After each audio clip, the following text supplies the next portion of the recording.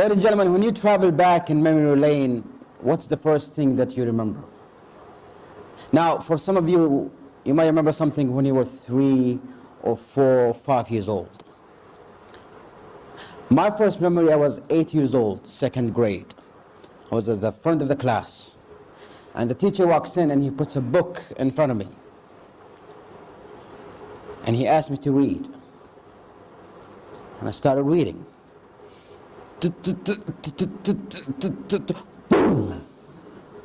And he slaps me across the face. Read, you stupid child. Stop. You're hopeless. There is no use out of you. He took the book, he gave it to someone else, and they started reading. And at that moment, I realized I have a problem. I have a speech impediment. I stutter. And the journey to any success starts with a desire. And my desire at the time was not to be famous, not to have money, not to be influential. My desire was just to be normal. And I decided to take the easy road. And that's the biggest mistake of my life. I took my stuff, I moved to the back of the class, and I hid there behind this giant guy.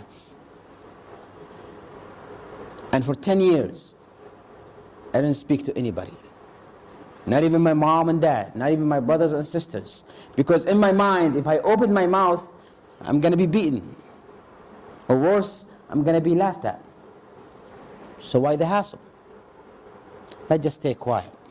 And because I used to spend most of my time alone, I used to read a lot and I was the top of the class.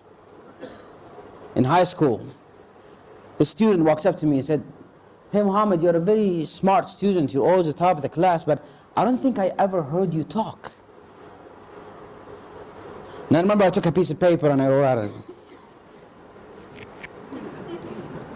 out, "I cannot talk."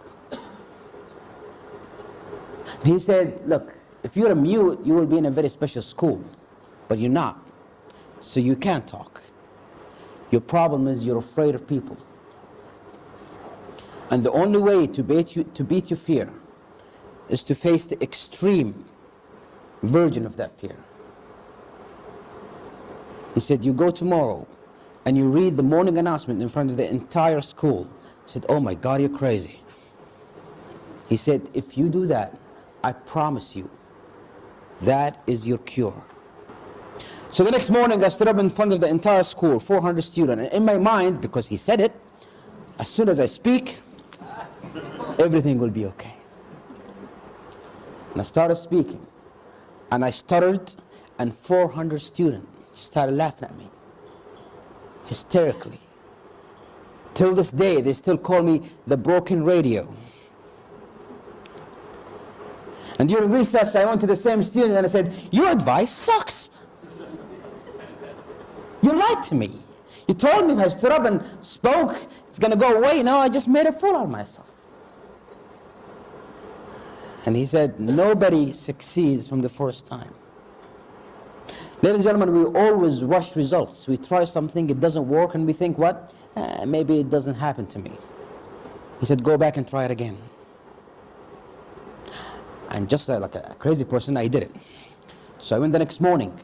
I spoke, I stuttered, and they laughed. I went the next morning. I spoke, I stuttered, and they still laughed. But I noticed some of the words that I used to stutter yesterday, I don't stutter it anymore. Oh my God, this is working. And from that day, I loved the stage. And I taught myself how to be funny. I taught myself comedy, because in my mind I thought, well, if they're going to laugh anyways, they might as well laugh with me and laugh at me. And that's the second step, ladies and gentlemen. Find out what is your talent. It could be speaking, could be photography, could be riding a motorcycle. Find out what you are good at. And if you don't know what you are good at, ask those around you. And once you find that talent, you move to the next stage, which is you turn it into a hobby. A hobby means you do it when you have time, but it's not a priority. You love doing comedy, but my job is more important. So if I'm free, I'll do it. If not, it's just on the sideline. And a lot of people, ladies and gentlemen, stick to these 3 steps. They know they're really good at something, but it just remains a hobby.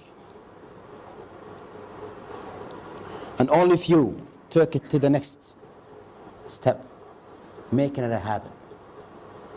I went to college to the United States, and every single night or every single week, I used to go from a comedy club to a comedy club. I got booed so many times, but I succeeded so many times too. Turn your talent and turn your passion into a hobby. One day, if you don't do that hobby, something is wrong with you. You feel you're missing something. 4 years of college goes on, I graduated, I came back. I worked for an oil company, and I loved my job. And I thought to myself, this is the time to prove myself. So for 5 years, I stayed away from performing, and I stayed away from the stage. And I noticed that I'm stuttering now even more. It came back to me. I need to fix it. My fix is to speak in front of people. We didn't have comedy clubs in Saudi Arabia at the time, so I looked around and I found something called the Toastmasters Club. Now, a Toastmasters is an organization where you get a chance to speak in front of people every single week. And this is exactly what I need. This is the drug that I need some of that. So I joined the club. And I only joined the club just so I can cure myself from stuttering. But I found out that there is something called the speech competition. It goes in a 6th level. You start on a club level, you win, it goes bigger and bigger and bigger until maybe you reach to the World Championship of Public Speaking. I thought, let me give that a try. 2010, I entered the competition. I won the 1st level, I won the 2nd level. 3rd level, I got 2nd place. And ladies and gentlemen, I'm a bit of a sore loser. And I didn't take it well. So I was at the back of the hall with my 2nd place trophy. And like,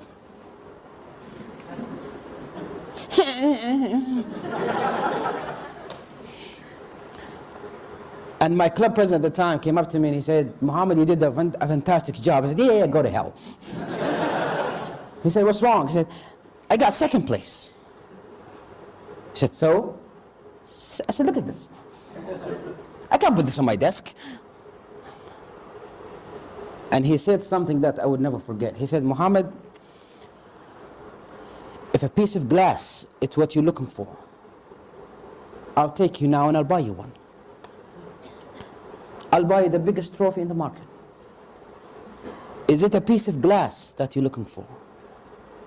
Because you should always aim for higher than a piece of glass.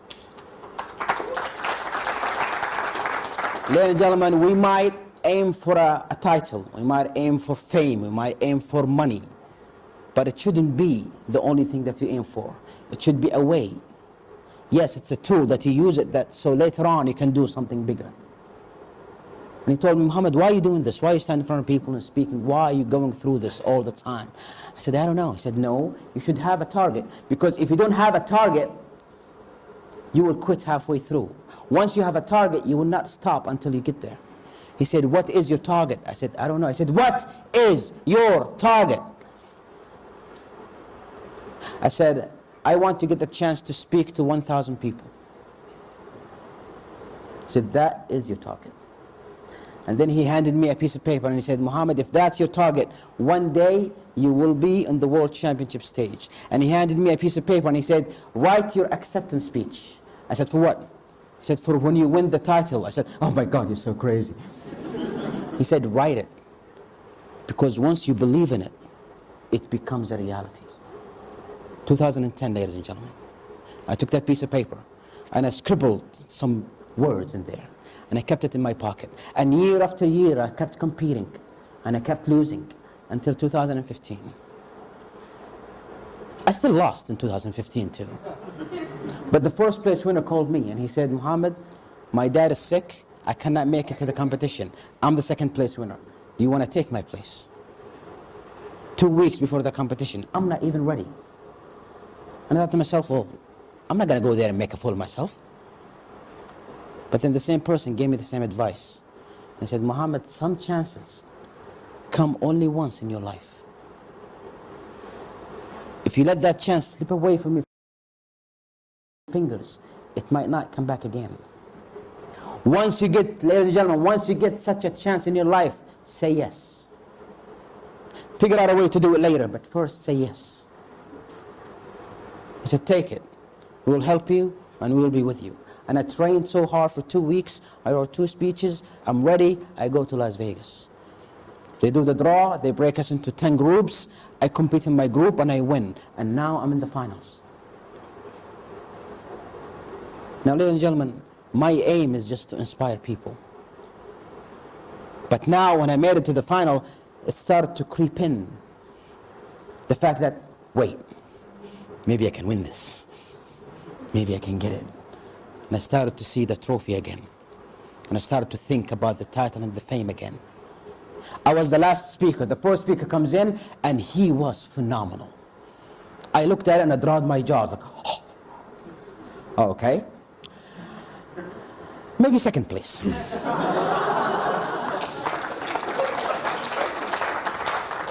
The second speaker comes in and he is even better. Okay.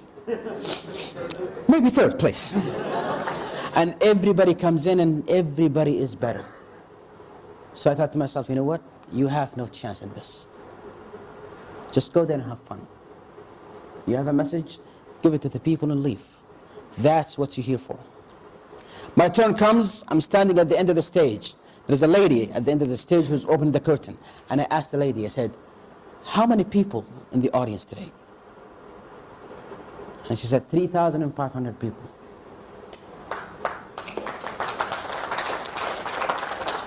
The minute I stepped on the stage and the light hit me, and I saw everybody, at that moment, I realized that my dream is now true. If I win, fine. If I don't care. I gave it all I got and still think that I have no shot. I go and I have a seat. They start announcing the winners at the end. 3rd place, 2nd place, the world champion of public speaking 2015, Mohammed Qahtani. I was playing on my phone at the time. I didn't even hear him. Until the guy behind me punched me in my back and said, dude, it's you. What?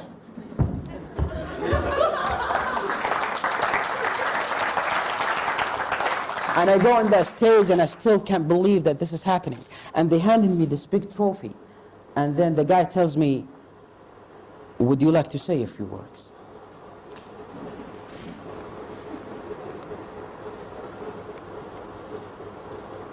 Would you like to say a few words?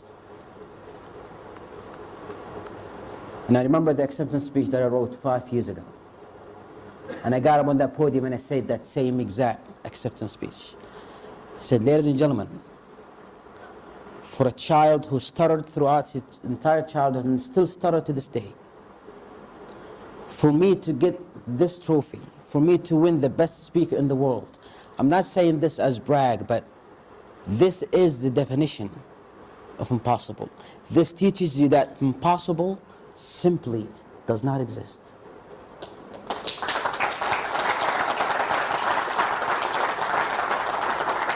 So look back into your own life and find out that hope or dream that you had and you gave up on because somebody told you you cannot do it.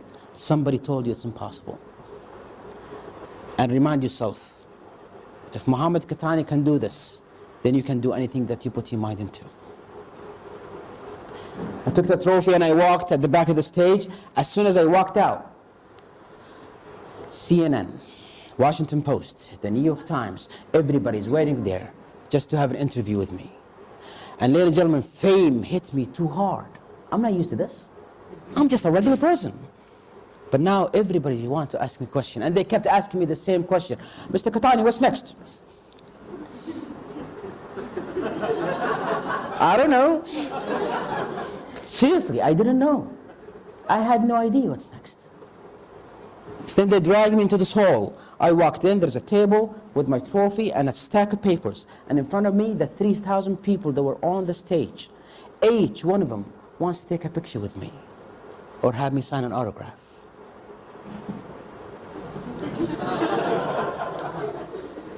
And my head blew up this big. Yeah, please. Please. And I started to think about the fame, the money, the ladies, all the stuff that comes with it. And I forgot the real reason why I'm here. And I forgot that question is, what is next? And throughout this commotion, this lady comes up to me. She's in her 40s or 50s, with tears in her eyes. And she said, son, I don't want a picture. I don't want an autograph. I just want to tell you something. What you said up there will make me a better person. I will be a better person just because of something that you said. I just wanted to come here and say thank you. And she left. And at that moment, the trophy meant nothing, and the title meant nothing. And now I know what's next.